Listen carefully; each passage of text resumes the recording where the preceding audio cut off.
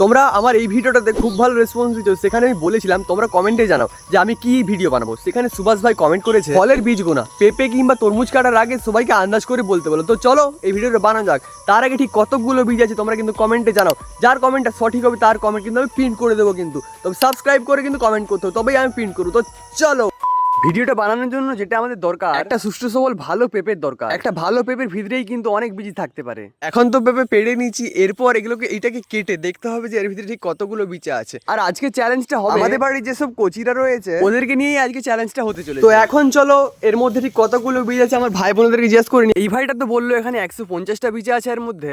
মানু বল, মানু জোর করে বল, জোর করে বল, জোর করে বল। 5টা আছে। 5টা বীজ আছে এর মধ্যে? কে তুই বল কটা আছে বল। আর 160টা। 160টা? বাপরে, 55 100টা কি হচ্ছে গেল তোর? বল তোর কটা আছে বল। 110টা। 110টা বাবা আছে বল, বল বল। 75টা। 75টা ঠিক আছে, দেখবো কারটা ঠিক হয় এর মধ্যে। ঠিক আছে, তো সবাই তো এক্সাইটেড ঠিক এর মধ্যে কতগুলো বীজ আছে। তো চলো এখন পেঁপেটা কাটা যাক। তো চলো কাটা যাক। এখন কার ভাগ্যে পয়সা আছে 50 টাকা এখনই দেখা যাবে। ঠিক আছে, তো চলো আজকে মোবাইলটা। ও এতে তো অনেক বীজ আছে, দেখো গাইস, গুনতে পারবো তো আজকে?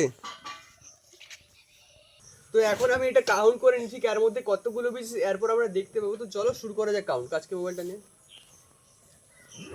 1 2 সবকটা কচি কাছে মনোযোগ সহকারে আমার গন্তি দেখছে, একটা বিচাও যেন না মিস যায়। আমি তো গুনেই চলেছি আর তো শেষ হচ্ছে না বিচা। এই যে দেখো দুটা বোন কিভাবে দেখছে দেখো। আমিও তো এক্সাইটেড যে কতগুলো ঠিক এর মধ্যে বিচা থাকতে পারে। তো এই বাটির মধ্যে এখন কাউন্ট করেছি আমরা 119টা বীজ আছে এর মধ্যে, আর হাতের মধ্যে ঠিক এই কটা বীজ আছে।